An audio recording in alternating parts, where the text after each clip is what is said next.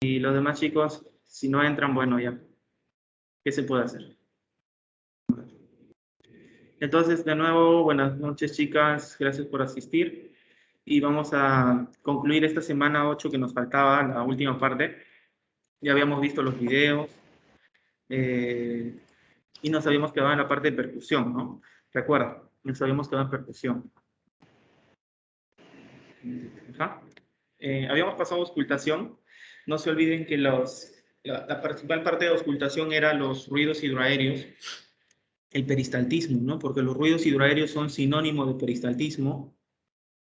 Entonces ustedes tendrían que saber contar cuántos ruidos hidroaéreos habían por minuto, que normalmente eran de 5 a 30, ¿no? Eso es muy importante.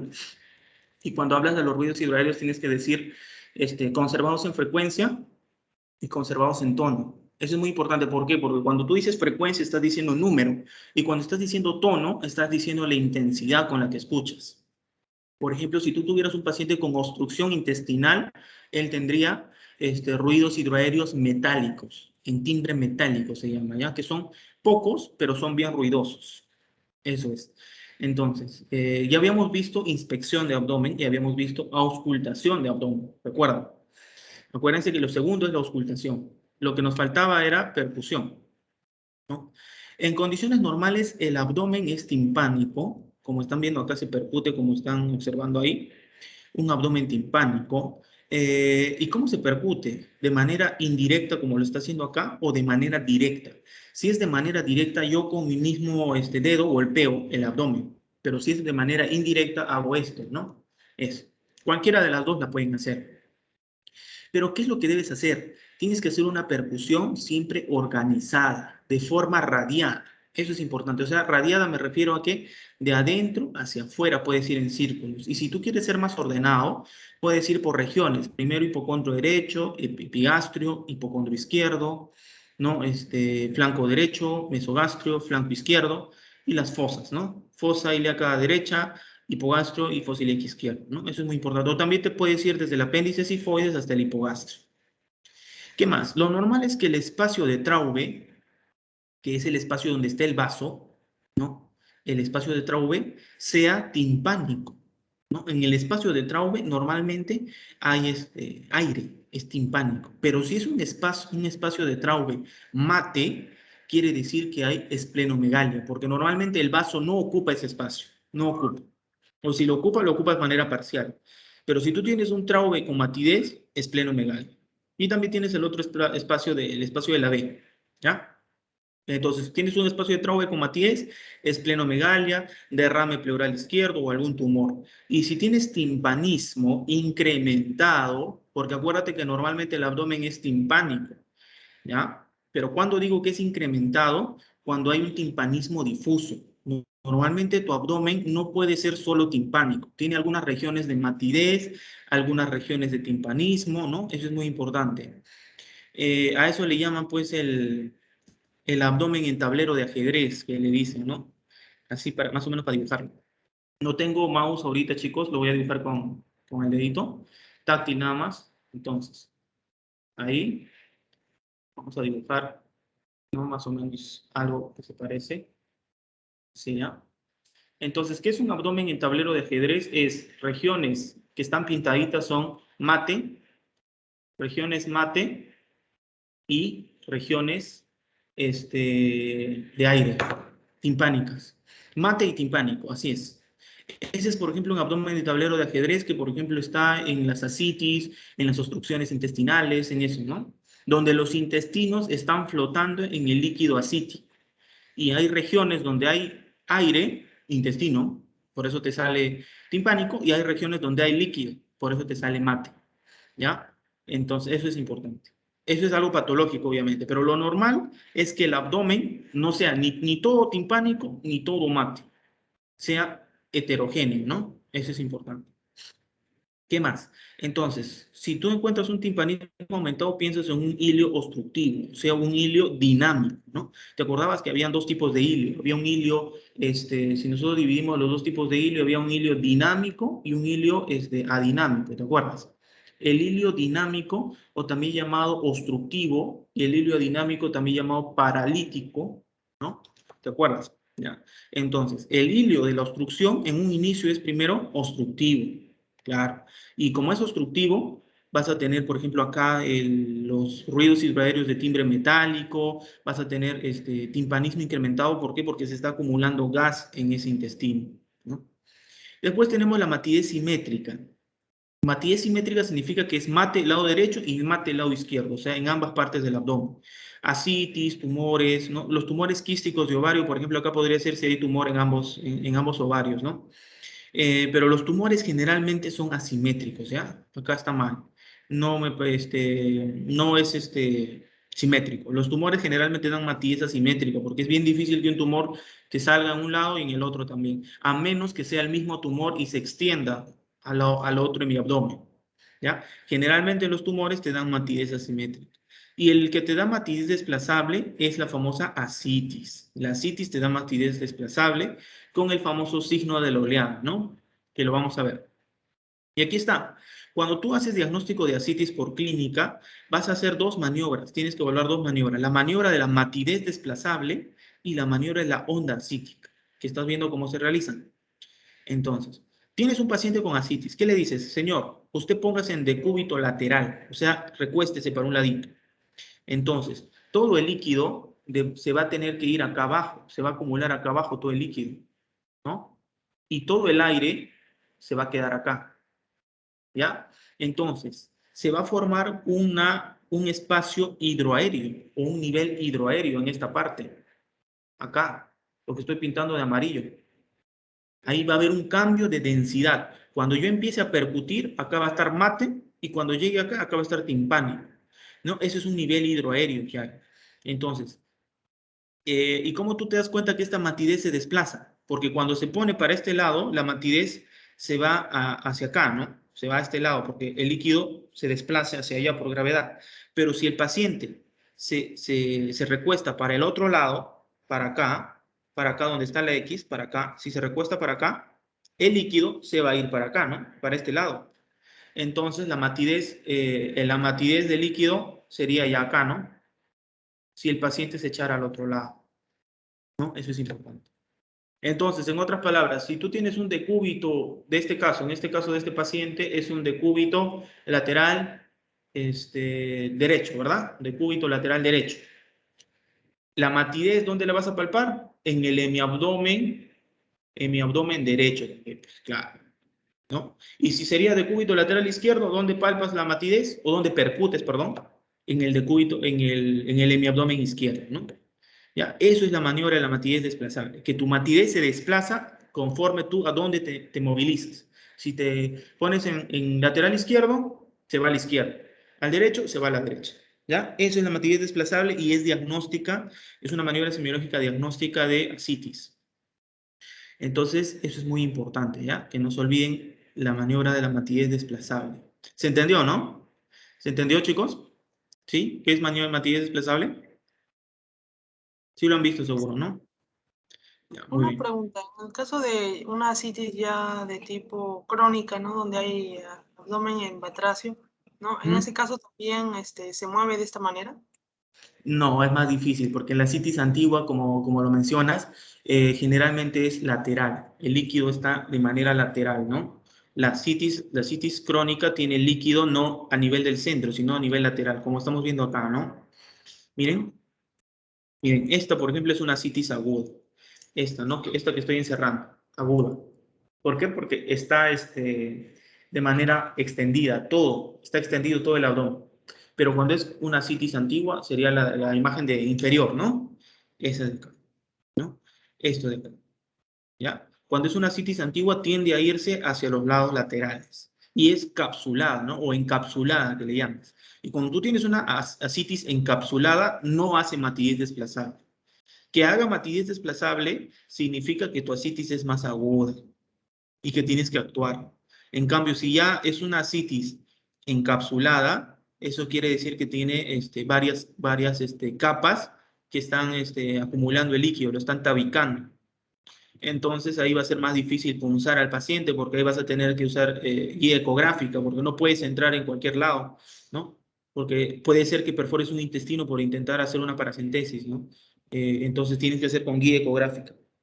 En cambio, las paracentesis agudas en los hospitales normalmente las hacen así sin guía ecográfica. No, las hacen sin guía ecográfica. En cambio, las antiguas sí tienen que hacerse con guía ecográfica. Aunque normalmente acá en la clínica las hacen las dos con guía ecográfica, ya por seguridad. Aunque cuando estaba yo en el Loaiza, por ejemplo, ahí lo hacían, en la paracentesis, lo hacían simplemente sin guía ecográfica. Más que nada por la clínica del paciente y viendo dónde estaba el líquido, ¿no? Muy importante. Después tenemos la maniobra de la onda cítica, que simplemente es hacer lo que estamos viendo acá. Apoyamos, esta mano de acá se va a apoyar en el ombligo. Esto donde estoy haciendo el círculo es el ombligo. Ahí apoyo ahí. Comprime un poquito mi pulgar. Y yo doy un pequeño golpeteo acá. Golpeo con el pulpejo de dedos. Y normalmente yo debería sentir una onda expansiva con la palma de la otra mano. ¿Ya? Eso es muy importante. Una mano apoyada sobre un flanco con el pulgar en la línea infraumbilical y la otra percute el flanco opuesto con la punta de los dedos y la mano apoyada debería percibir una onda líquida. ¿Ya? Eso es importante. Maniobra de la onda cítica. ¿Qué más? Esto también suele venir en los exámenes. ¿Cómo es la curva de la citis? La citis puede tener dos curvas. Puede ser, como estás viendo acá en líneas punteadas, ¿no? Con cóncavo hacia arriba, que lo voy a poner de color rojo, cóncavo hacia arriba, ¿ya? Y lo que voy a poner de color verde, que es convexidad hacia arriba. Así, ¿ya? Entonces, si tú tienes una citis que es cóncava, color rojo, cóncavo, color rojo, tú tienes que pensar en otras patologías, ¿no? Por ejemplo, cóncavo hacia arriba, ¿no? Una citis antigua o también una citis en delantal. En eso pensarías, ¿ves? Esto de acá. Esto que estoy pintando de rojito, eso es una ascitis en delantal, porque es cóncavo hacia arriba, ¿verdad? Y lo que es verde ya también es una ascitis convexa hacia arriba. Y eso es típico del embarazo, ¿no? Por el útero, miomas, ¿no? O también globo vesical, ¿ya? No te olvides. Globo vesical, embarazos, miomas, te dan una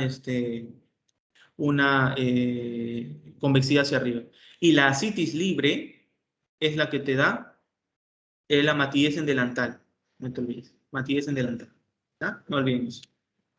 Listo. A ver, vamos a ver si se puede visualizar este video, chicos. Un ratito.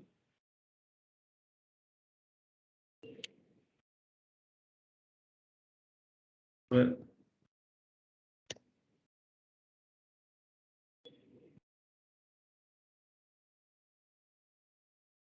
A ver, chicos, denme un minutito. Vamos a ver este video de percusión. Sí. Y acabamos con la palpación. No te olvides que lo último que debes hacer en el abdomen, ¿qué es? Palpación, ¿no? Lo último que debes hacer en el abdomen es palpación. No te debes adelantar. Es muy importante eso.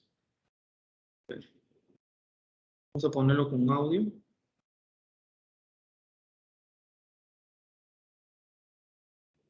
Ya, chicos, ahora vamos a producir el video.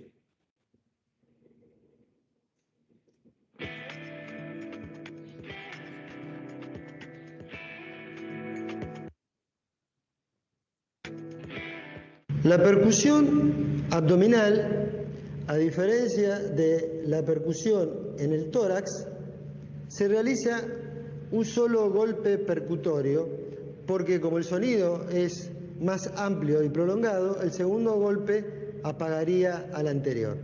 La técnica es, empezando desde el apéndice sifoides, de manera radiada hacia el hipogastrio.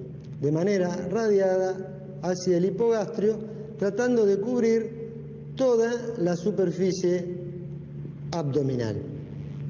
En la percusión del abdomen, el sonido que habitualmente se detecta es un sonido timpánico, que es más intenso en el hemiabdomen inferior y menos intenso en el hemiabdomen superior por la presencia de las vísceras macizas. También se debe percutir en el abdomen. A ver, un ratito, estoy viendo problemas con el video. La proyección torácica del abdomen en el hipocondrio izquierdo, que se conoce como espacio semilunar de Traube, y está limitado a la izquierda por el vaso, a la derecha por el lóbulo izquierdo del hígado, por arriba, por el corazón, y por debajo, por la arcada costal. La percusión en este... Entonces, límites del espacio de Traube: hacia la izquierda, el vaso, hacia la derecha, el lóbulo izquierdo del hígado, hacia abajo, recuerdan, hacia arriba era el corazón, ¿no? Recuerdan, eso es muy importante, a veces pregunta examen, chicos, ¿ah? El espacio de Traube. Corazón, y por debajo, por la arcada costal. En mi abdomen superior, por la presencia de las vísceras macizas.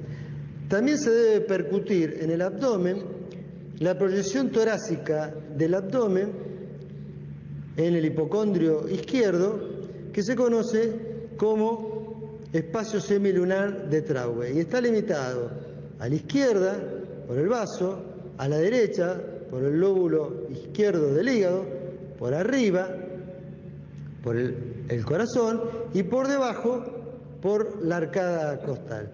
La percusión en este espacio, si bien se encuentra en el tórax, la sonoridad tiene que ser timpanismo. Cuando está ausente este timpanismo, los límites recién referidos orientan hacia la patología que puede estar presente: esplenomegalia, hepatomegalia del lóbulo izquierdo, derrame pericárdico, o el timpanismo de esta zona se debe a la cámara gástrica del estómago, y un tumor del techo gástrico puede hacer desaparecer este timpanismo.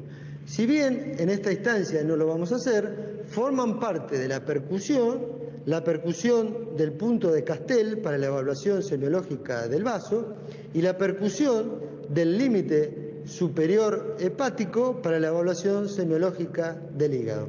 Pero sin duda, donde la percusión adquiere particular relevancia en la presencia de distensión abdominal. En estos casos, la percusión permite identificar si la distensión se debe a aumento de contenido aéreo, con lo cual va a estar exacerbado el timpanismo, o a la presencia de líquido libre, con lo cual la obtención del sonido va a ser matidez. En estos casos, el líquido libre en la cavidad abdominal se denomina ascitis, y al realizar la percusión, la ascitis podrá ser detectada siempre y cuando tenga suficiente volumen como para permitir que en la percusión radiada yo obtenga una matidez de límite cóncavo hacia arriba, porque el líquido está desplazado hacia los bordes inferiores. Esto es un dato semiológico importante porque yo puedo obtener matidez con la percusión radiada con una convexidad hacia arriba. Estos casos en el hombre forman parte del síndrome prostático y deben hacer sospechar una gran dilatación de la vejiga. Y en el caso de la mujer puede ser un tumor de ovario o la presencia de un embarazo. Repitiendo, la percusión radiada con concavidad hacia arriba, en el caso de que haya un volumen de líquido intraabdominal habitualmente mayor de 1 litro, permite sospechar la presencia de ascitis. Existen otras 3 maniobras complementarias para el diagnóstico de ascitis. La primera de ellas es la maniobra de la onda ascítica. Se coloca la mano izquierda con los pulpejos de los dedos en la fosa ilíaca izquierda, el dedo pulgar en la línea media por debajo del ombligo, y se golpetea con el pulpejo de los dedos de la otra mano o haciendo el llamado signo del pepirotazo la fosa ilíaca derecha. El dedo pulgar bloquea la onda que va por la superficie, y si hay líquido en la cavidad, los pulpejos de los dedos de la mano izquierda van a percibir esa onda intraabdominal por desplazamiento del líquido. La segunda maniobra requiere la presencia de hepatomegalia, porque consiste en aplicar los dedos de la mano derecha perpendiculares sobre el abdomen, aplicados sobre la superficie del hígado, y a través de un golpe de presión sumergirlo en el líquido ascítico, semejando la sensación que genera el hundimiento de un cubo de hielo en un vaso de agua. Por último, la tercera maniobra es la maniobra que tiene mayor sensibilidad y especificidad y es la maniobra de la matidez desplazable. Si el paciente colocado en decúbito lateral derecho se percute una zona de matidez inferior con un límite que deja por arriba una zona de sonoridad, al colocarlo, por favor, en decúbito lateral izquierdo, se verifica el fenómeno inverso, es decir, del hemiabdomen derecho una zona de sonoridad y en el hemiabdomen izquierdo una zona de matidez con un límite superior, lo que significa que el líquido se ha movilizado de un lado hacia otro. Entonces, chicos, se dan cuenta que hay cositas que hay que saber, ¿no? La maniobra de la onda cítica no la deben saberla, pero lo más importante es la matidez desplazable, ¿no? Tu pacientito se pone para el lado derecho, quiere decir que el líquido se va para el lado derecho. La matidez la vas a percutir en el lado derecho, en el hemiabdomen derecho, y la parte de la superficie va a ser aire, ¿no? Lo mismo para el lado izquierdo, ¿ya? No olviden. Entonces, decúbito lateral izquierdo, la matidez inferior, obviamente, es en el lado izquierdo. Decúbito lateral derecho, la matidez es en la base, ¿no? O sea, en la base, en el lado derecho, ¿ya? No se olviden del espacio semilunar de Traube, también el espacio el punto de Castel, ¿no? Bueno, pero más que nada el espacio de Traube sí es muy importante que lo sepan, cómo percutirlo, cómo evaluarlo. Y lo que mencionó, ¿no? La convexidad y la concavidad. Cuando tú encuentras una concavidad, vas a sospechar de una ascitis libre. Pero cuando encuentras una convexidad, ¿no? Una matidez en convexidad, en varones sospechas de un síndrome prostático, o sea, de que la vejiga está distendida, tiene HBP ese paciente quizás, ¿no? Hiperplasia prostática benigna. Y si en la mujer está también distendida, sospechas más de miomas uterinos, embarazo o también patología de la vejiga, ¿no? Pero más sospechas miomas y embarazo. Eso es importante. Muy bien, vamos a avanzar rápido porque nos quedan por hacer 2 temas. Nos toca ahora palpación, chicos, ¿ya? Acabamos con palpación.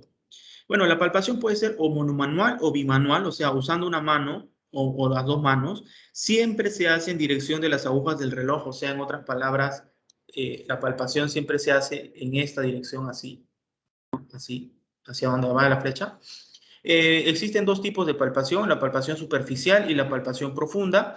La palpación superficial más que nada es para la pared abdominal, pared. En cambio, la profunda palpa el contenido del abdomen, ¿ya? No se olviden eso. En la superficial tenemos la maniobra del escultor de Merlo, o la maniobra de la mano del escultor de Merlo.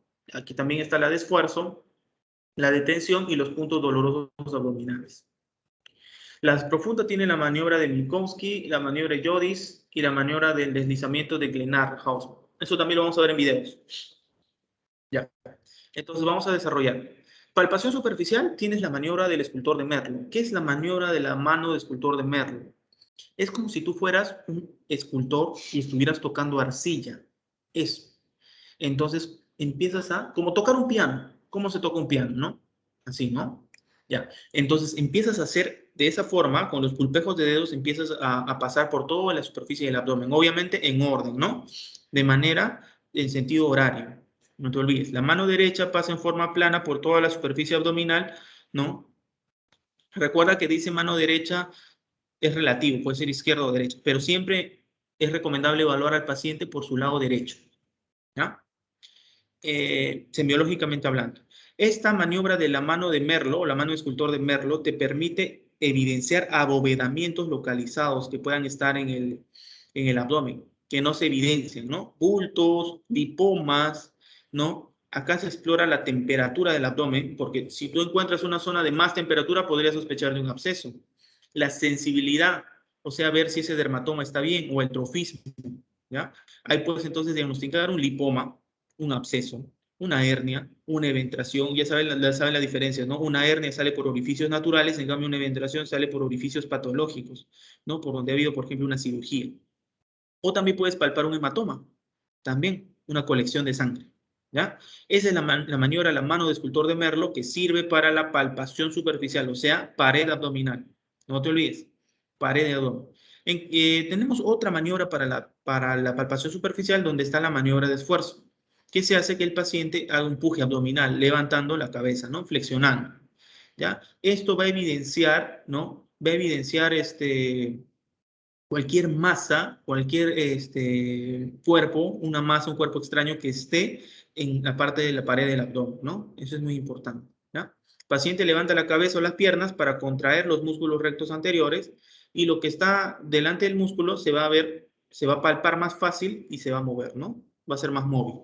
O sea, por ejemplo, un lipoma, ¿no? Un lipoma podría verlo así también.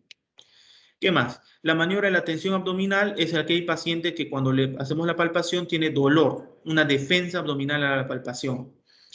Por ejemplo, es el signo de Bloomberg, ¿no? ¿Qué es el signo de Bloomberg? Es el dolor a la descompresión brusca de la pared. Si tú comprimes, no duele a la compresión, pero descomprimo y duele al quitar la mano, o sea, al descomprimir, se llama Bloomberg. ¿Ya? Eso sí es local, pero cuando es un Bloomberg que está en muchos sitios del abdomen, o sea, por ejemplo, tengo un Bloomberg así, ¿no? Estos son los cuadrantes del abdomen. Acá tengo Bloomberg, acá también, ¿no? Tengo un Bloomberg generalizado en varios sitios, ya no es localizado, eso se llama guineado de Musi, ya no te olvides. Guineado de Musi es un Bloomberg generalizado, ¿ya? También puedes encontrar un abdomen en tabla, ¿no? Pero el abdomen en tabla también es raro verlo, pero sí les puede ayudar, ¿ya? Cuando hay una perforación de alguna víscera hueca y tenemos un abdomen en tensión, ¿ya? Lo que están viendo acá, un abdomen tenso, que es, normalmente tú en la historia clínica cuando pones abdomen, ¿no? Vas a poner blando, depresible, ¿ya? Entonces, si estamos en este caso, en estos pacientes con apendicitis, colecistitis, pues ahí tendrías que poner abdomen, tendrías que poner poco depresible, ¿no? Poco depresible o no depresible, ¿no? Ya no tendrías que poner blando depresible, ¿no? Ya no pones eso porque no es depresible el abdomen en esos casos, ¿no? Porque está inflamado la serosa, ¿ya? No se olvide. Después tenemos las hernias. Las hernias también se pueden evidenciar cuando haces que el paciente haga un puje abdominal, ¿no? O cuando el paciente se pone de pie, ¿no? Para que evalúes una hernia siempre tienes que evaluar al paciente recostado y de pie, y con puje y sin puje. Eso es muy importante. Estas hernias van a tener una salida del peritoneo parietal y un tejido preperitoneal, ¿no? Y el principal contenido de las hernias es vísceras, o sea, intestinos, ¿no? A través de un orificio anatómicamente constituido, no te olvides. Es un orificio anatómico, ¿ya? En cambio, las eventraciones son por orificios patológicos. Se llama reductible cuando vuelve a la cavidad abdominal con compresión manual. Y acá reductible se puede clasificar en incoercible y coercible, ¿ya? Coercible es cuando es una reductible, tú lo empujas y se queda quieta, ya no sale. Incoercible es cuando le empujas y el paciente empuja un poquito y vuelve a salir, ¿ya? Y las irreductibles se dividen en incarcerada, que solamente es una hernia que está ahí nada más tensa, pero que todavía no hay isquemia, no hay necrosis, y las necrosadas, ¿no? Esas son las irreductibles. Listo. Puntos clásicos dolorosos de abdomen, ya sabes, el punto de McBurney, ¿no, chicos? El punto de McBurney, que normalmente lo podrías encontrar rápidamente, ¿no? De una línea oblicua desde el ombligo hacia el espina ilíaca antero superior, trazas en 3/3, ¿no? Más o menos así. Ya divides en 3 partes. Y entre el tercio externo y el tercio medio, entre el tercio externo y tercio medio, ahí se encuentra el punto de McBurney, ¿no? Entonces ahí tú tienes que palpar y vas a encontrar dolor en una apendicitis. ¿Ya? Eso es muy importante. O también puedes hacer, como dice acá, 3 traveses de dedo por encima de la espina ilíaca anterosuperior derecha. ¿Ya? Eso es importante. También tenemos el otro, que es el signo de Murphy, que es la existencia de una colecistitis, ¿no? Y acá, ¿qué vas a hacer? Vas a colocar los dedos en el hipocondrio derecho y se le pide al paciente que realice una inspiración profunda. Y cuando tú inspiras, generalmente, ¿qué es lo que pasa? Baja el hígado. ¿Por qué? Porque el diafragma baja. Cuando yo inspiro, ¿no? Si el diafragma normalmente está así, cuando yo inspiro, el diafragma baja, desciende. ¿no? Desciende el diafragma. Podríamos decirle que el diafragma baja, ¿no? Más o menos baja, sí, desciende. Y como desciende el diafragma, también baja el hígado. Y entonces también baja la vesícula. Y por lo tanto, si yo estoy metiendo mi mano como una cuchara ahí, voy a palpar esa vesícula y obviamente voy a generar dolor, ¿ya? Dolor a la inspiración profunda. Eso es importante. Y más, después tenemos el otro punto, que es el punto de Desjardins. Es un punto doloroso que es más que nada para la pancreatitis, ¿ya? Eso es muy importante. Entonces, ¿qué vas a hacer? Vas a trazar una línea entre el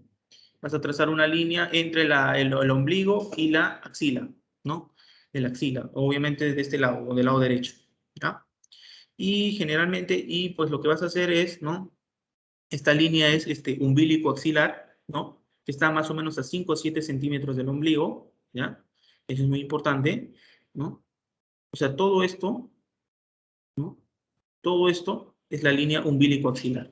Entonces vas a medir desde el ombligo 5 o 7 centímetros, ¿no? Esta región de acá que estoy pintando, esto debe medir más o menos 5 o 7 centímetros.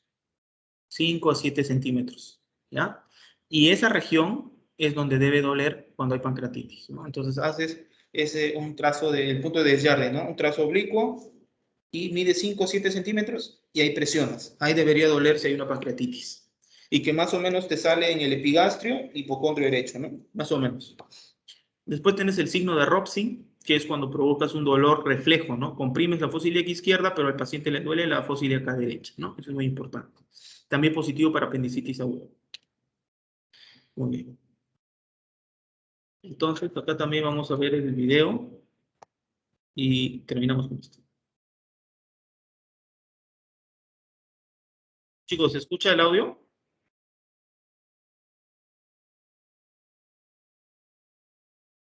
¿Sí escuchan? No se escucha, ¿no? ¿Hola? A ver, vamos a ver. Sí, se escucha. Escucha, Ya, Julio. listo. Ya, chicos. Entonces, vamos a ver este videito de despalpación, ¿ya? El último. Ya, y con esto acabamos. Comprende la palpación de las vísceras huecas y las vísceras sólidas o macizas. Para la palpación de las vísceras huecas se utiliza una única maniobra que se llama maniobra del deslizamiento de Glenard y Hauman. ¿En qué consiste? Es una maniobra monomanual o bimanual, colocando los pulpejos de ambas manos unidos de esta forma y dejando por arriba los dedos índices y desplazar sobre la víscera hueca piel y celular, tratando de describirla como si fuera un tubo. Para lograr esto, siempre la mano se coloca perpendicular al eje mayor del órgano. La palpación de las vísceras huecas comienza por el ciego, porque estómago e intestino delgado, duodeno por supuesto, no pueden ser accesibles a la palpación con criterio semiológico. Por eso empieza por el colon derecho, específicamente el ciego.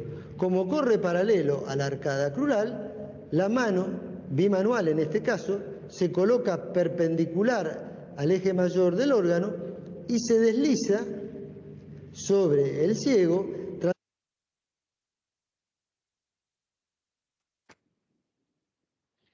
tratando de identificarlo como un tubo. El ciego tiene una particularidad que no tienen el resto de las vísceras huecas, es que al tener permanentemente o casi permanentemente un contenido líquido y gaseosa, genera una sensación de gorgoteo al interferir estas dos fases líquida y gaseosa. El colon ascendente, que corre en este sentido, se palpa colocando las manos perpendicular al eje mayor. Normalmente, tanto el colon ascendente como el colon descendente no se palpan porque se encuentran como aplastados sobre la fascia de Treitz. Entonces, ¿por qué se realiza esta maniobra? Precisamente para no encontrar al colon ascendente, porque de encontrar en esta posición una masa, inmediatamente haría sospechar la presencia de un tumor. El colon transverso no se palpa porque está tapado por el delantal de los epiplones, y el colon descendente y el sigmoide se palpan de igual manera que el colon ascendente y el ciego. El sigmoide normalmente se palpa del tamaño, del grosor de un pulpejo de un dedo y ocupado habitualmente por materia fecal. De todas las vísceras huecas del abdomen, sin duda, la más importante es la aorta, sobre todo en el adulto mayor. La aorta corre al lado izquierdo de la línea media, termina a nivel umbilical, donde se bifurca en las dos ilíacas, y a mitad de camino se obtiene la emergencia de las arterias renales. En esta zona, por arriba de las renales y a la izquierda de la línea media en el epigastrio, es donde se encuentran más del 90% de los aneurismas abdominales. El aneurisma no da sintomatología hasta que no se rompe, por eso es imprescindible en cualquier persona de más de 50 años buscar sistemáticamente un latido aórtico expansivo que identifica al aneurisma. Como la aorta es un órgano retroperitoneal, la mano que palpa debe hacer mucha presión y pierde sensibilidad. Entonces se utiliza una maniobra complementaria. La mano izquierda se apoya sobre la mano derecha, haciendo presión y dejando libre a la mano derecha para percibir el latido aórtico y tratando de identificar si el latido es expansivo, lo que haría sospechar la presencia de un aneurisma. Bueno, entonces lo que tiene que saber es la maniobra de Grenauer y Hausmann, ¿no? Esa es la maniobra de deslizamiento, que como vieron era para palpar el ciego principalmente. ¿Por qué? Porque el ciego es intraperitoneal, ¿no? En cambio, el colon, el ascendente, transverso y descendente y sigmoides están cubiertos de peritoneo visceral, ¿no? Entonces, ahí viene el problema, ¿no? Ellos son órganos retroperitoneales, ¿no? Eso es para que lo sepan. Porque ustedes pensarán, ¿el retroperitoneo solamente están los riñones? No. En el retroperitoneo también está el colon ascendente, el transverso y el descendente también. Ya, no se olviden. Entonces, por eso que el que no está cubierto por retroperitoneo, que no está en el retroperitoneo es el ciego. Por eso es que es más fácil palpar el ciego, porque no está en el retroperitoneo. ¿Ya? No se olviden eso. O sea, en otras palabras, es intraperitoneal. En cambio, los otros elementos de intestino son retroperitoneales. Ahí viene la diferencia por la más dificultad de palpación, ¿no? Normalmente no debo palpar el ascendente, tampoco el transverso, tampoco el descendente, ¿no? El ciego sí se puede palpar, ¿ya? Y también no se olviden el consejo que nos dio el doctor ahí, de entre el apéndice sifoides y el ombligo, trazas una línea, ¿no? La media supraumbilical, partes a la mitad y ahí es donde más o menos la aorta estaría dando sus arterias renales, ¿no? Sus ramas renales. Y justo ahí en ese punto es donde un poco el desplazado a la izquierda, ahí es donde se palpa el latido aórtico propio del aneurisma de la aorta, ¿ya? No se olviden. Propio del aneurisma de la aorta. Muy bien, ahora vamos a pasar a hacer las otras clases, chicos. ¿Hay alguna duda, algo? ¿Cómo vamos? ¿Se está entendiendo? A ver, chicos.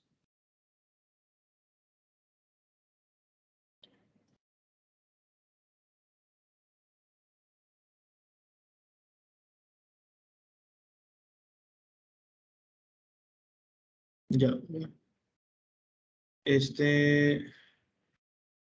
A ver. Vamos a descargar la otra diapositiva un ratito. Espera.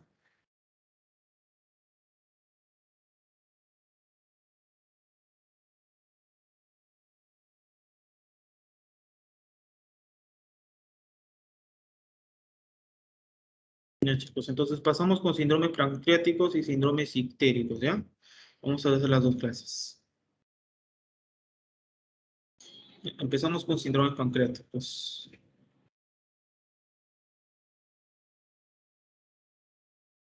También les he pasado el PPT por si acaso.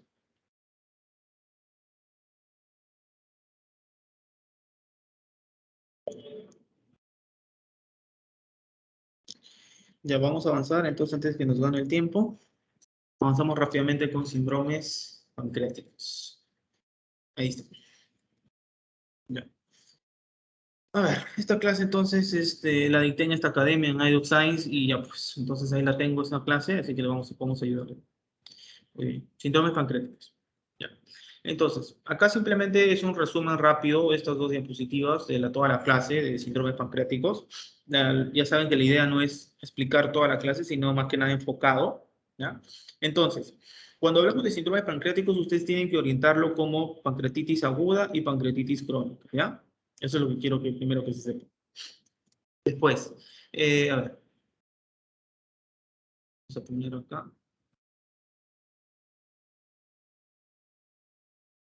Ya, entonces siempre como pancreatitis aguda y pancreatitis crónica, ¿ya? No olviden eso.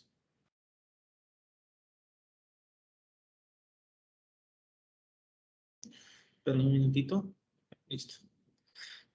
Entonces, ahí vamos a hablar primero de la epidemiología, la etiología, los fármacos asociados y pues las causas infecciosas. Muy bien. Entonces, cuando hablamos de pancreatitis, tienen que saber primero la etiología, ¿no? Primero que es una enfermedad del páncreas exocrino, pero también que afecta al órgano, a la parte endocrina, ¿ya? Pero sobre todo a la parte exocrina del páncreas. Es muy importante eso, ¿ya? Listo. La epidemiología produce más o menos una mortalidad del 1%. Generalmente casi el 80-70% de las pancreatitis son leves, ¿no? No son graves, no son mortales. Ya, eso es importante. Y pues en el Perú es sobre todo más frecuente en varones, ¿ya? La pancreatitis. Respecto a la epidemiología, ahorita no tengo mouse para escribir, chicos, me van a disculpar. Solamente les voy a dictar. En la etiología, lo más importante en la etiología debes saber que la pancreatitis aguda es de causa biliar, la litiasis biliar es la causa, ¿ya? Eso es en el Perú, pero en el mundo es el consumo de alcohol, no te olvides. Entonces, en el mundo, para que te dé pancreatitis, alcohol, ¿ya?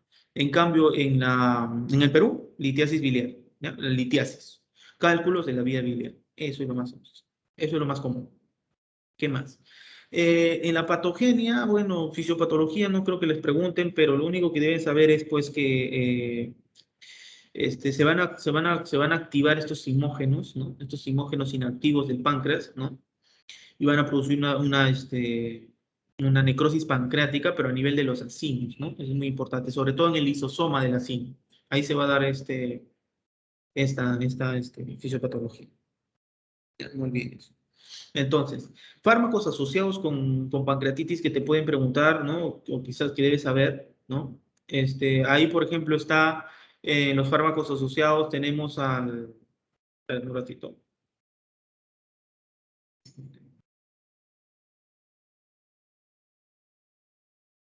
A ver, chicos, esperen un ratito, vamos a ver acá. Muy bien. No tengo el cuadrito de los fármacos, después se los voy a poner, ¿ya? ¿Qué más?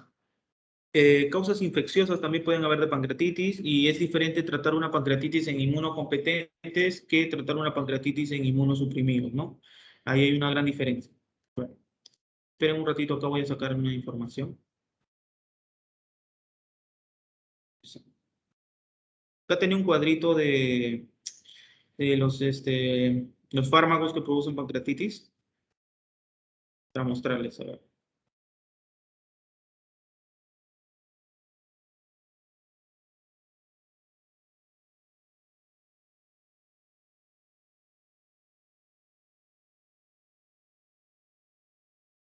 Ya, a ver, entonces, vamos avanzando hasta que les muestre todo.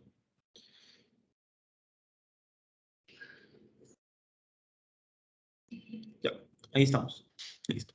Entonces, bueno, primero la clínica y examen físico. Respecto a la clínica y examen físico, pues lo que deben saber es que siempre deben identificar el alicia, ¿ya? El alicia es lo más importante acá, en el dolor del tipo de pancreatitis.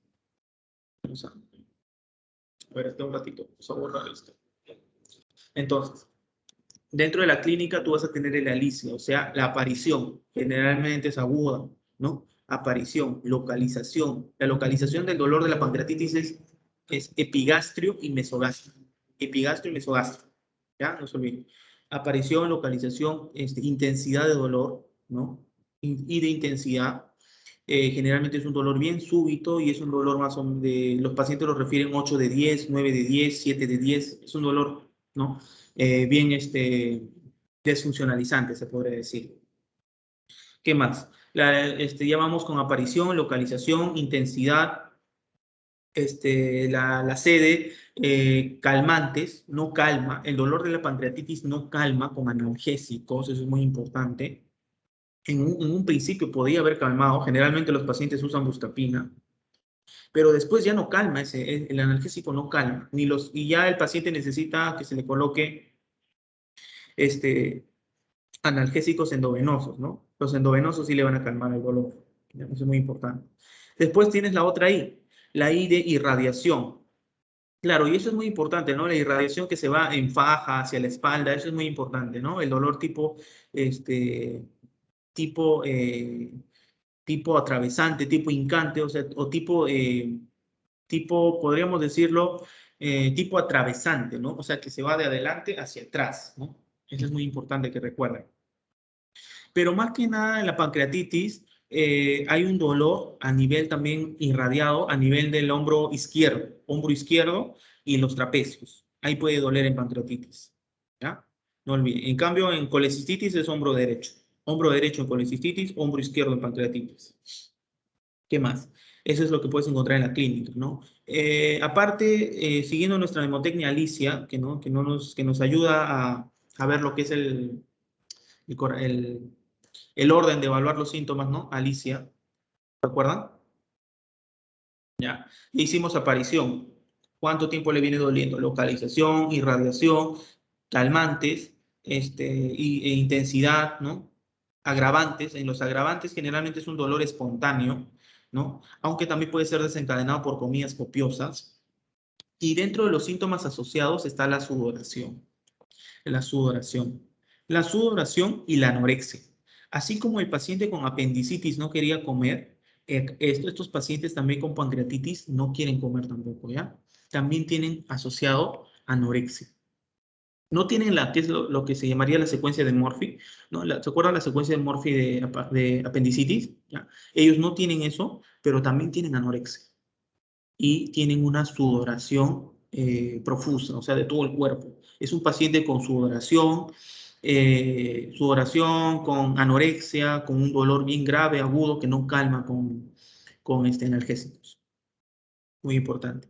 ¿Qué más? En el examen físico, lo que puedes encontrar es el dolor, ¿no? En el epigastrio, mesogastrio. Epigastrio, mesogastrio, no se olviden. ¿Se acuerdan del punto de Desjardins? Ese es el punto del dolor de pancreatitis aguda. Y puedes encontrar estos dos famosos signos, ¿no? El signo de Cullen y el signo de Gray-Turner. Estos signos son bien antiguos, fueron descritos, si mal no recuerdo, en el año 1900 algo. Pero son signos que ya tienen como más de 100 años. Pero en realidad, ¿por qué se mantienen todavía? Se mantienen más que nada porque es algo académico, ¿no? Solamente están entre el 5 a 7% de las apendicitis, no, de las pancreatitis. No es muy frecuente ver un Cullen ni un Gray-Turner, ¿ya? No es muy frecuente. El Cullen, acuérdense que es una equimosis periumbilical y el Gray-Turner es una equimosis en los flancos. Y que los dos nos hablan de una pancreatitis necrohemorrágica, o sea, una pancreatitis complicada, hemorrágica, ¿no? No olviden eso. ¿Qué más? ¿Hasta ahí se está entendiendo, chicos? ¿Sí? ¿Hasta ahí me entienden? A ver.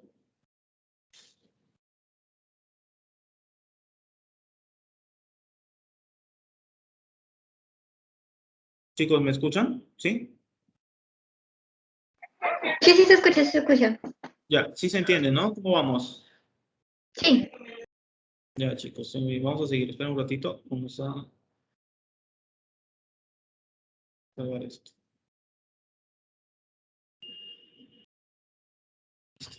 Ya. Seguimos entonces. Ya. Entonces, cuando un paciente tiene esa sintomatología de pancreatitis, lo que ustedes tienen que hacer es primero examen físico, clínica y examen físico. Después también las pruebas de laboratorio que les estoy mostrando acá. Pruebas de laboratorio. Entonces, las pruebas de laboratorio generalmente lo que se pide es la amilasa, Dave nos gusta volver a pasar ¿no? Chicos. de ahí nos vas a volver a pasar este PPT. Ah, no, ya les he pasado, ya está en el grupo. ¿Me hablas? Sí, sí, pero o sea, hay uno que está vacío en las últimas partes. Ah, chicos, es que lo que pasa es que yo lo escribo. Ese PPT es para escribir. O Ah, está sea, bien. es un esquema que yo hago. Como es muy larga la clase, yo hago esquemas. O sea, está vacío porque es para que anoten. ¿Se dan cuenta? O sea, yo lo voy anotando. Yo lo voy llenando en el PPT. Por eso está vacío. No sé si me deja entender. Sí, Ya, sí, sí, está bien. listo. ¿Ya? Es más que nada para que no sea tedioso, ¿no? Porque, o sea, en realidad esas clases tenía que dictarlo en 15 minutos, ¿no? O sea, bien rápido y como saben que hay poco tiempo, por eso fue que lo hice, ¿no? Si no, podría ser, sería una teoría más, ¿no? Y lo importante es que no sea una teoría, sino que sea una discusión, una, una, este, una, eh, una discusión de caso, ¿no? Más o menos una recopilación de información, ¿no? Bueno, entonces nos quedamos hablando de las pruebas de laboratorio. Una vez que tú ya con la clínica y examen físico sospechas de tu pancreatitis, ¿no? Una pancreatitis aguda, tienes que pedirle al paciente pruebas de laboratorio. ¿Ya? Eso es muy importante. Lo que piden es generalmente la amilasa y la lipasa, ¿no? Amilasa y lipasa. Recuérdate que la amilasa es la primera en elevarse y se eleva hasta más o menos cuántas horas post pancreatitis, ¿quién sabe? ¿Hasta cuánto tiempo se eleva la amilasa? ¿Recuerdan, chicos? 72 horas, ¿no? Hasta las 72 horas puede estar elevada la amilasa. En cambio, la lipasa empieza a elevarse recién a las 24, 48 y esa sí se mantiene hasta una semana elevada, ¿no? Hasta los 7, una semana un poco más. Entonces, no te olvides. La que se eleva primero es la amilasa, pero también la primera en irse, se va más o menos en 72 horas. Y la primera y la última en elevarse es la lipasa, pero se queda hasta más o menos una semana, un poco más. ¿Ya? Listo. Entonces, justo me descargué la clase del doctor, acá la clase que tienen de pancreatitis del doctor Pino, ¿no? Y hay un cuadrito ahí que les ayuda, que puede ser pregunta de examen, ¿ah? Donde dice, fármacos definitivamente asociados a pancreatitis, ¿no? Diapositiva número 9. Esa ha sido pregunta de examen, muchos el año pasado, si no me equivoco. Acetiopina, la 6, mercaptopurina, sulfonamidas, diuréticos tiacídicos, furosemida, tetraciclinas, ácido valproico, ¿no? Todos estos fármacos, el opiotride también, por ejemplo, están asociados sí o sí con pancreatitis, definitivamente.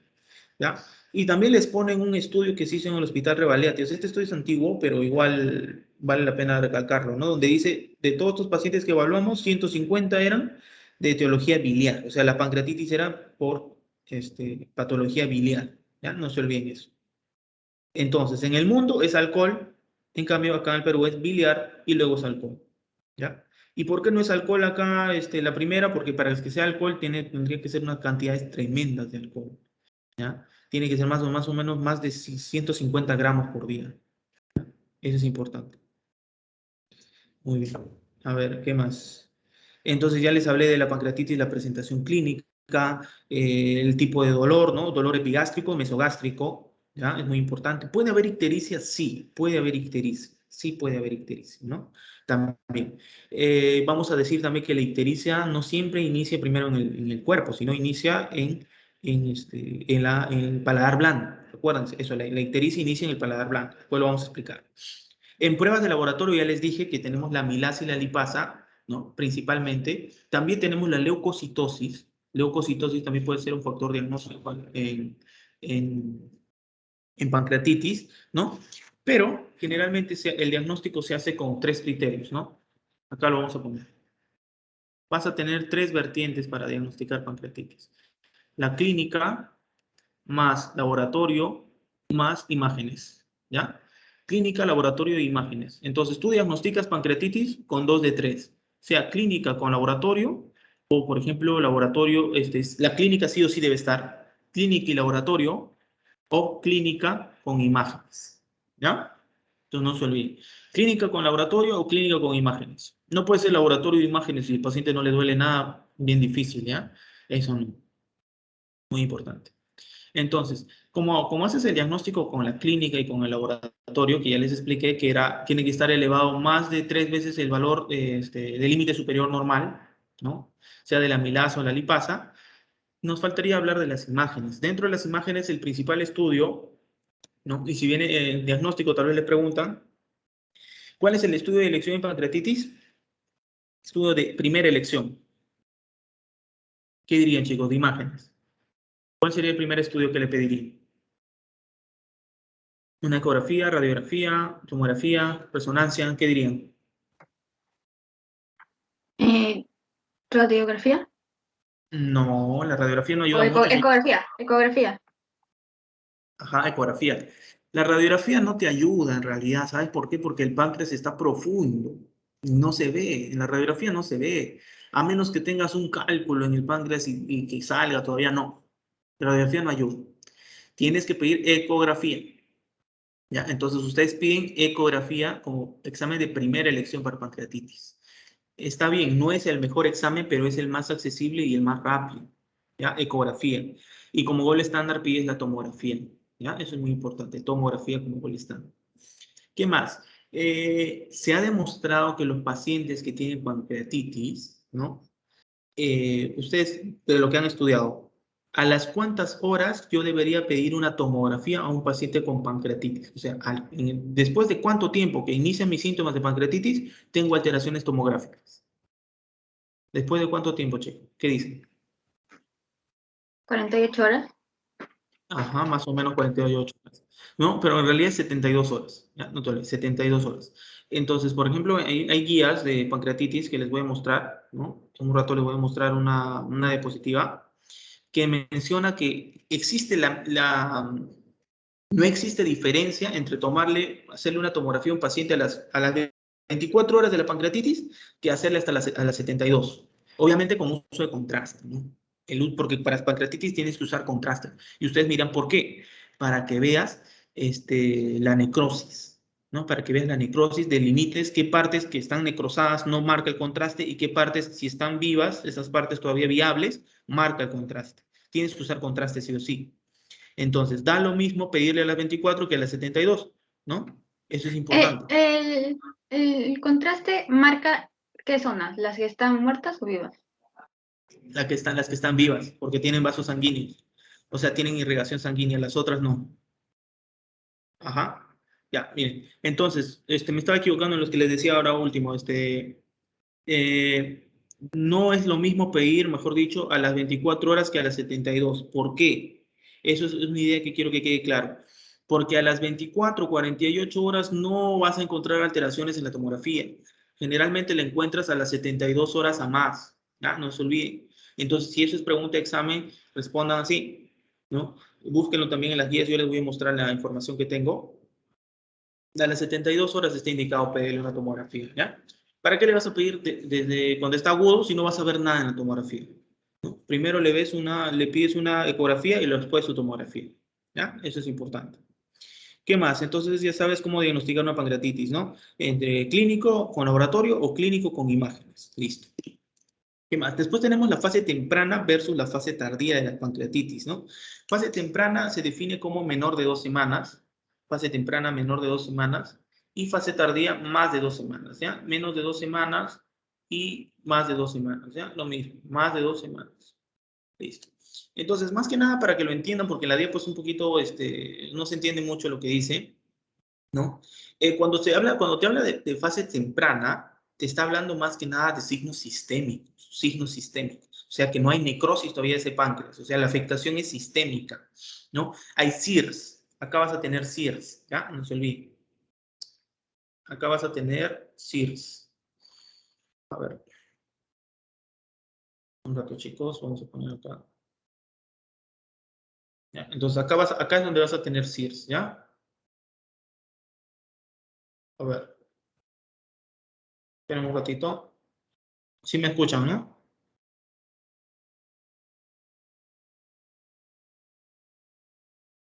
Chicos, ¿se me escuchan? Sí. Ya, un ratito, tengo un problema con el PPT. Esperen. Ya.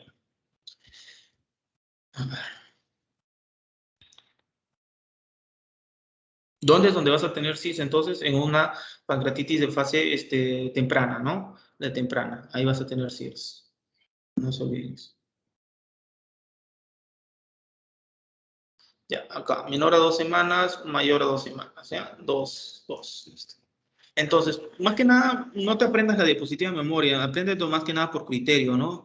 Si un paciente recién se está inflamando, o sea, porque el páncreas es una inflamación, vas a tener una inflamación sistémica primero, ¿ya? Hasta la primera semana. Vas a tener citocinas elevadas que te van a hacer pensar que tu paciente tiene CIRS, ¿ya? Pero, ¿qué pasa si tú tienes muchos CIRS? Porque acá yo tengo que tener CIRS. Si tú tienes muchos CIRS, la inflamación prolongada daña órganos. Y si daña órganos, te produce insuficiencia orgánica, ¿ya? Entonces, ¿quién es la que tiene insuficiencia orgánica, chicos? A ver. Vamos a... Chicos, no olviden silenciar su micro. A ver. Ya, tengan cuidado. Entonces, razonamiento lógico, ¿no? Todo con razonamiento. Si yo me inflamo mucho tiempo, mis órganos ya no aguantan mucho tiempo inflamados, entonces llego a una insuficiencia orgánica, ¿ya? Entonces, la tardía ya va a tener insuficiencia orgánica, ¿ya? Eso es muy importante. La temprana tiene el CIRS, ¿ya? Eso es importante. Y te puede llevar a insuficiencia respiratoria, cardiovascular, renal, sí, también te puede llevar, ¿ya?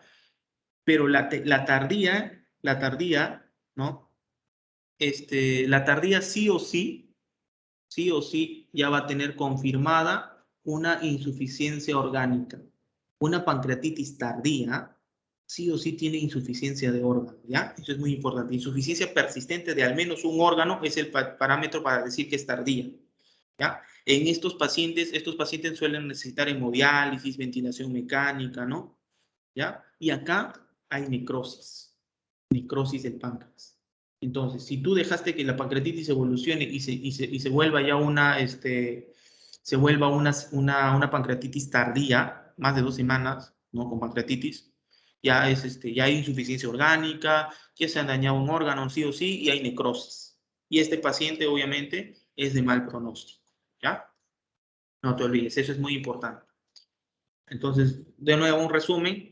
La fase temprana es una pancreatitis donde hay CIRS, donde hay tormenta de citocinas, ¿no? ¿Y qué va a pasar? Se va a empezar a dañar 3 aparatos, ¿no? Se va a dañar lo que estás viendo acá, respiratorio, renal y cardiovascular. Esos 3 aparatos se dañan en una pancreatitis, ¿ya? Eso es muy importante. ¿Qué más?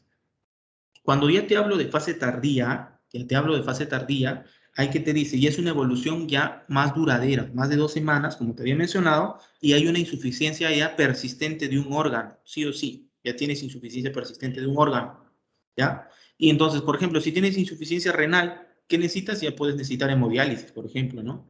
Si tienes insuficiencia respiratoria, ya necesitas ventilación mecánica, por ejemplo, ¿no? ¿Ya? Entonces, ¿cómo vas a catalogar la falla orgánica? Con el score de Marshall, el score modificado de Marshall, ¿ya? El score modificado de Marshall te habla de variables respiratorias y variables cardiovasculares, ¿no? Como estás viendo acá. O sea, PAFI es para evaluar la parte respiratoria. Mayor a 400 está bien, es 0 puntos. De 1 punto es de 301 a 400. 2 puntos de 200 a 300 y lo mismo de acá, ¿no? De 101 a 200 y menor o igual a 101. Ya. Eso.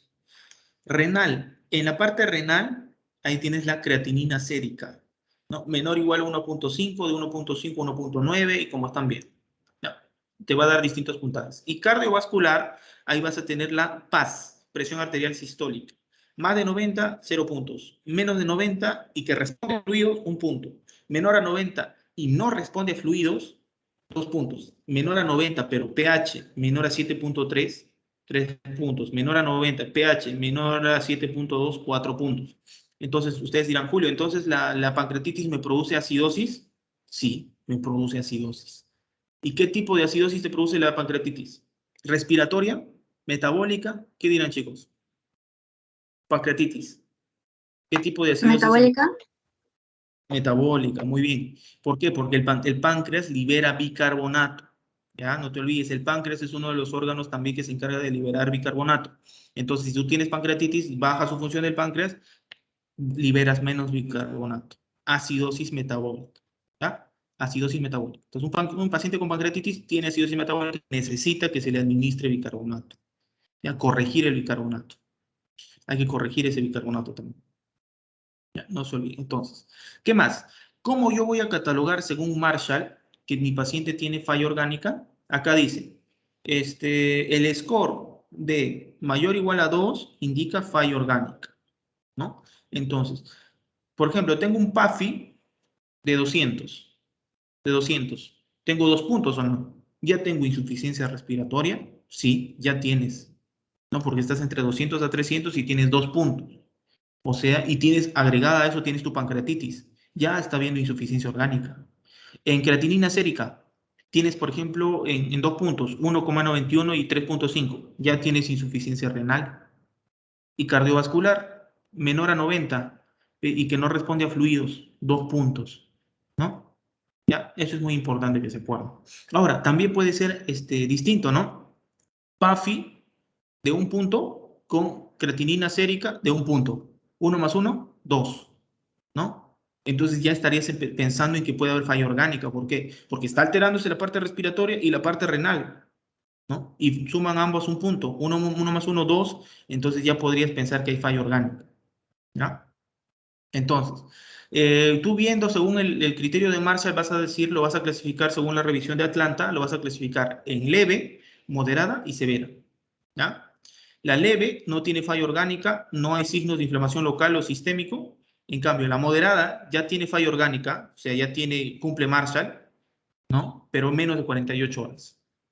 Y puede tener complicaciones locales o sistémicas. En cambio, una severa ya se comporta como una falla orgánica persistente, más de 48 horas. Y acá estamos hablando, pues, de la tardía, ¿no?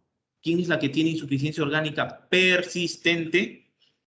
¿No? Más de 48 horas, esa es la tardía. ¿Ya? Entonces, por eso tienes que tratar una pancreatitis rápido, porque si pasa más de 2 semanas, ya se necrosa el páncreas, ¿no? En realidad no es 2 semanas, ¿no? 2 semanas ya es un exceso, chicos. Debería ser, tratarse antes de la semana, ¿no? ¿Ya? Eso es solamente algo teórico. Bueno, seguimos entonces. Eso sería todo respecto a la pancreatitis aguda, chicos, ¿ya? No se olviden la clasificación de Marshall con Atlanta, con la revisión de Atlanta. ¿Ya? Diagnóstico, fase temprana, fase tardía, los criterios de severidad, no se olviden.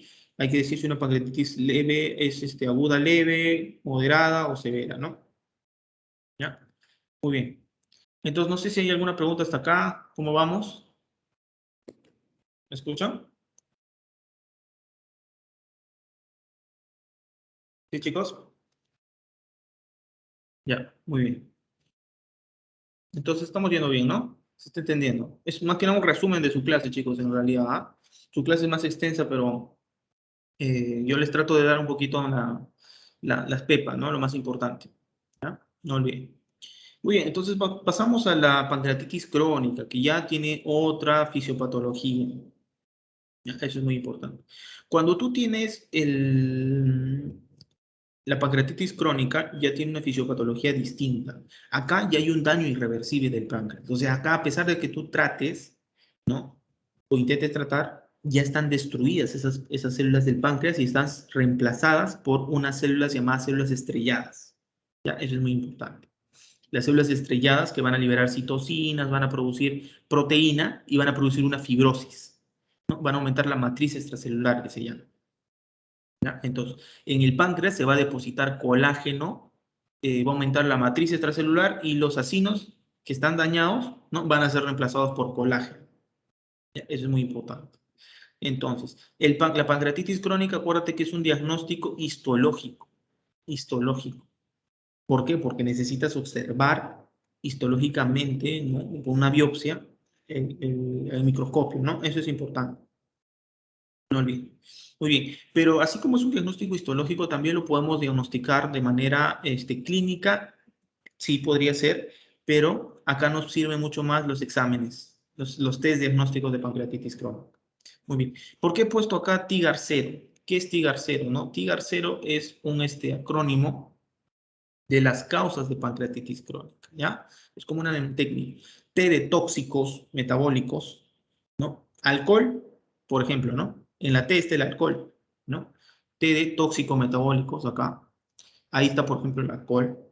I de idiopáticos, G de genéticos, ¿no? En los genéticos, por ejemplo, hay mutaciones, ¿no? Los genes, autoinmune, A de autoinmune, pancreatitis autoinmune, ¿ya? La A de autoinmune, la R de recurrente, se olviden. Y finalmente la O de obstructiva, ¿ya? Tigar 0 o Tigar 1. ¿Podrías repetir eso, por favor, de la Sí, I? sí, sí, chicos, no hay problema. Tóxico metabólicos, la T. Acá tienes como principal tóxico alcohol. Entonces no se olviden eso. El alcohol causa pancreatitis crónica. ¿Qué más? Tabaco. El tabaco, la hipercalcemia. Hipercalcemia también, ¿no? El tabaco, acuérdate que es por la alfa-1 antitripsina. ¿Ya? No se olviden. ¿Se acuerdan de esto de acá? Alfa-1 antitripsina. Alfa-1 antitripsina. Ya. La alfa-1 antitripsina es una antiproteasa, ¿ya? ¿Se acuerdan? Antiproteasa. ¿Y qué? ¿Es bueno que sea antiproteasa? Claro, es bueno que sea antiproteasa porque te protege de las proteasas. Las proteasas son enzimas malas que hay en el organismo que destruyen tejido. Y eso también se encuentra en los alvéolos del pulmón, por ejemplo. En el hígado también, ¿no? Eso es muy importante. Entonces, esta alfa-1 antitripsina funciona como un macrófago, ¿no? Parece un macrófago. Destruye las proteasas o las inhibe. Entonces, si yo fumo, ¿no? El tabaco o la nicotina, inhibo o destruye esta alfa-1 antitripsina. Entonces, puedo sufrir de problemas pulmonares, sí. Puedo sufrir de problemas hepáticos, sí. También puedo sufrir de problemas pancreáticos, ¿no? Entonces, ahí viene las causas, ¿no? El tabaquismo también puede producir pancreatitis crónica, ¿no? Insuficiencia renal crónica, porque acuérdate que los pacientes que tienen insuficiencia renal crónica pueden tener hipercalcemia. El calcio puede estar elevado, ¿no? El calcio elevado. Los pacientes con hipercalcemia, de ahí tenemos también a los fármacos, ¿no? Fármacos que pueden producir pancreatitis crónica. Idiopáticas que no tienen causa, genéticas, ¿no? Genes que mutan, ¿no? Y autoinmunes, ¿no? Y por último, las recurrentes. Todas esas son las causas, chicos. Obstructivas. Acá tenemos los tumores periampulares, por ejemplo. Tumores periampulares, ¿no? Esto de acá. Entonces, para eso vamos a necesitar hacer un dibujito o algo. A ver, vamos a ver si me da el tiempo. Vamos a dibujarlo por acá, ¿ya? A ver, Entonces, cuando ustedes sospechan de una pancreatitis o algún problema en la ampolla de Vater, ¿no? En la ampolla de Vater, tienen que sospechar en 4 enfermedades. Uno, la primera enfermedad es un colangiocarcinoma distal, o sea, un cáncer de la vía biliar distal. ¿Ya? Eso, por ejemplo. Ese me produce, por ejemplo, pancreatitis puede producirme, sí. Puede producir mi pancreatitis, puede producir mi ictericia, todo. ¿Ya? Segunda enfermedad que afecta a la ampolla de Vater es el ampuloma, o sea, un tumor de la ampolla de Vater. ¿Ya? Tercera enfermedad, el adenocarcinoma de duodeno, o sea, del mismo duodeno que le salga un adenocarcinoma y me obstruya la salida de la bilis por la ampolla de Vater, ¿no? La papila mayor. Y la cuarta enfermedad, ¿no? Es el cáncer de cabeza de páncreas. ¿Ya? Esas 4 enfermedades siempre van a afectar la parte periampular, ¿ya? Esas 4 enfermedades afectan a la ampolla de Vater. Eso es muy importante. ¿Y por qué nos mencionas esto, Julio? Porque pueden estar asociadas con una pancreatitis crónica. Claro, pueden estar asociadas, ¿no? Ya, eso, pues por eso lo menciono. Listo. Son 4 enfermedades, ¿no? 4 diagnósticos diferenciales. Dentro de estos diagnósticos diferenciales, ¿cuál es el que te da una ictericia intermitente? Que un día tiene ictericia, otro día no tiene, un día tiene, otro día no tiene. ¿Recuerdan? ¿Cuál de los que he mencionado te dan ictericia intermitente? ¿Recuerdan? Cáncer de cabeza y páncreas, colangiocarcinoma, son neoplasias, baja de peso. Y puede haber ictericia y dolor. Tienes también el adenocarcinoma de duodeno también, por ejemplo, ¿no? De ahí tienes también el ampuloma, El tumor de la ampolla bacterial. El ampuloma es el que da una ictericia intermitente, ¿ya? No se olviden, eso es pregunta de examen también. Si tú tienes una paciente con ampuloma, la ictericia va a ser unos días sí, otros días no. ¿Ya? Eso por ejemplo. Esa sí pregunta también. Listo. Julio, ¿Qué más? Sí. ¿la clase la vamos a poder volver a ver? Claro, está siendo grabada, ahorita estoy grabando. ¿Y por dónde se pasa el video?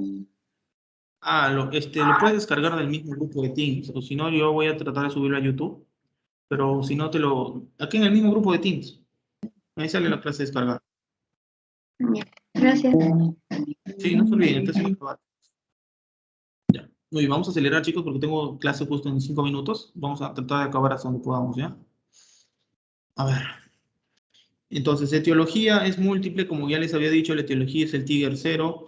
Ya saben cuál es la principal causa de pancreatitis crónica en el Perú, es el alcohol. La segunda es idiopática, ¿no? Idiopática. La biliar no, la biliar es aguda, no te olvides, ¿ah? Biliar aguda. Tenemos subtipos de pancreatitis crónicas: la alcohólica, la autoinmune, la tropical y la idiopática. Cositas pequeñas, pequeños datos de cada uno. La alcohólica, obviamente, te tiene que dar el antecedente, la pregunta de que es alcohólico tu paciente, ¿no? Eso es muy importante.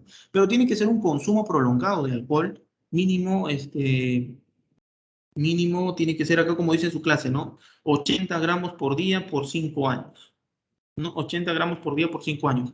Aunque recuerdo haber leído en otro lado que decía 150 gramos por día durante 1 año o 2 años nada más, ¿ya? Esos son los pacientes con un alcoholismo tremendo, ¿no? 150 gramos al día de alcohol, pues es bastante, ¿ya? Con 80 gramos al día, en 5 años te puede dar pancreatitis crónica. Si es 150, en 1 a 2 años. Muy importante. Pancreatitis crónica autoinmune, ¿no? También la tenemos. Bueno, ahí puede estar asociada con algunas otras enfermedades, como la cirrosis biliar primaria, puede estar asociado con una tiroiditis, ¿no? Enfermedades que están mediadas por anticuerpos, ¿ya? Eso es muy importante. Ahí la pregunta les tiene que dar alguna asociación con otra enfermedad.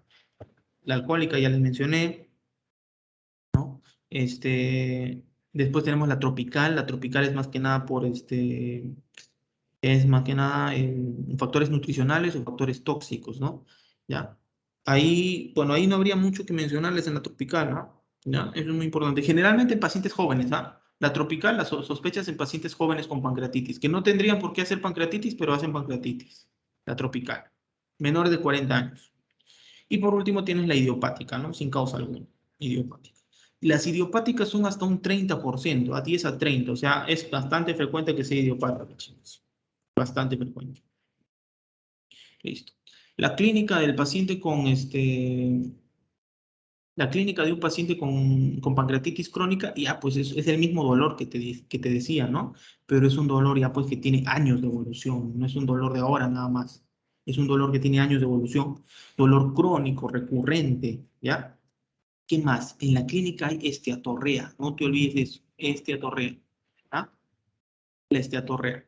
La esteatorrea sí forma parte de la clínica, no es un examen auxiliar, ¿ah? Porque en la esteatorrea, ¿recuerdan chicos cómo estaban las heces en la esteatorrea? Las heces, había grasa en las heces, ¿no? Lípidos. Las heces flotan, ¿no? Flotan o este, normalmente las heces se hunden, ¿no? ¿Verdad? No, se hunden, pero cuando flotan, si no me equivoco, era signo de esteatorrea, ¿ya? Eso, por ejemplo, la esteatorrea. ¿Qué más? También había otro signo de la esteatorrea que era echarle agua oxigenada, si no me equivoco, a las heces y había una reacción que se formaba, una precipitación, ¿no? Eso también podrías usar, ¿no? Cuando echas un agua desoxigenada a las heces y las heces que tienen esteatorrea, o sea, lípidos, ¿no? Sin digerir, ¿no? ¿Por qué? Porque obviamente tu páncreas está mal, entonces no tienes lipasa pancreática y se iban a formar como pequeños grumos blancos en las heces cuando reaccionan con el agua desoxigenada. ¿Ya? ¿Qué más? Entonces, eso más que nada en la clínica, ¿no? Puede ser que el paciente esté con diabetes mellitus también, ¿no? Cetoacidosis difícil, ¿no? Puede ser también eso. Muy bien. La evolución de los pacientes, generalmente la pancreatitis ocurre en un promedio de 10 años, ¿no? De crónica, ¿no? De 10 a 15 años en promedio. Y el diagnóstico clínicamente es difícil. Clínicamente es difícil, ¿ya? Generalmente el diagnóstico se hace con pruebas anatómicas y funcionales, con test funcionales se hace, ¿ya? Acá vamos a anotar. Se hace con pruebas funcionales. Espera un ratito. Vamos a poner acá.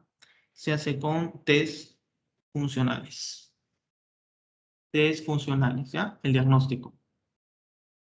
No se hace obviamente por ecografía, ¿no? La ecografía acá no vale.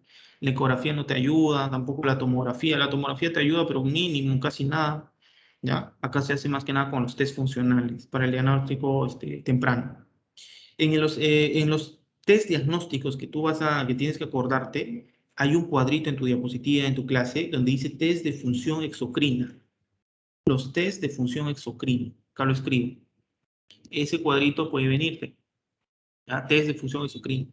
¿Ya? Es muy importante. Donde puedes medir la lipasa, donde puedes medir las proteasas, ¿no? Las proteasas, mejor dicho, duodenales, ¿no? Acá puedes poner también las proteasas en heces, las proteasas en orina, ¿no? Eso es muy importante. Todas estas pruebas de test de función exocrina te van a evaluar qué tan bien está tu digestión. ¿Ya? Eso es muy importante. Si tú tienes heces, en las heces tienes grasa, es un factor que te hace pensar en pancreatitis crónica. Otro, si tienes quimiotripsinógeno, ¿no? La prueba de quimiotripsinógeno elastasa, que es para ver si en las heces hay proteasas, por ejemplo, ¿no? Todo eso está en un cuadrito, por si acaso es de su clase, ¿ah? Yo lo estoy leyendo de ahí, porque esta parte no la sé no la sé de memoria, ¿ya? Esa parte más que nada es laboratorial, ¿ya?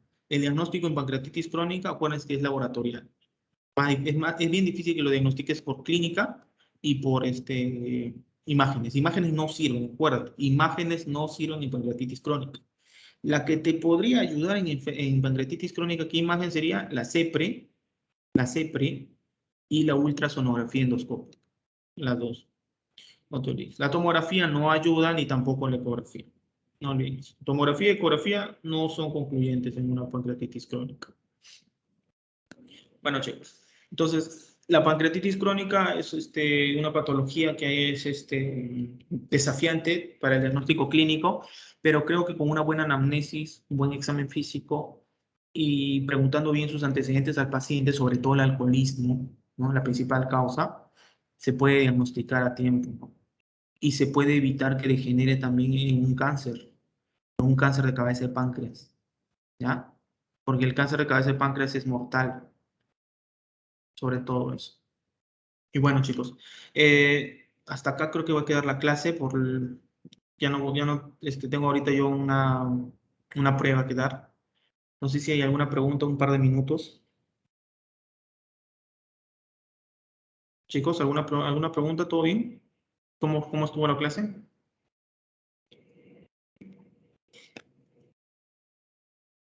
¿Sí? ¿Se me escucha? ¿Hola? Ya, chicos, a ver. Sí, sí, se escucha. Ya, muy bien. A ver, vamos a tomarles un screen de los asistentes de acá. Más rapidito para registrarlos en la asistencia, ¿ya? Listo. Ya, chicos, entonces, ya les tomé asistencia a los que están acá. Gracias por asistir. Ha sido un pequeño apoyo nada más de pancreatitis crónica. Vamos a hacer también con ictéricos y vamos a hacer un repaso de todos los temas que están viendo. ¿Ya? Ya, chicos, entonces, cualquier cosa me escriben, me preguntan, ¿no? Si tienen preguntas, pasitos que no entienden, me lo mandan, normal, les apoyo. Y ya nos estamos viendo para la siguiente clase. ¿Ya, chicos? Listo, ya nos estamos viendo. Muy bien. Gracias. Hasta luego. Gracias, Julio. Gracias. Muy buenas.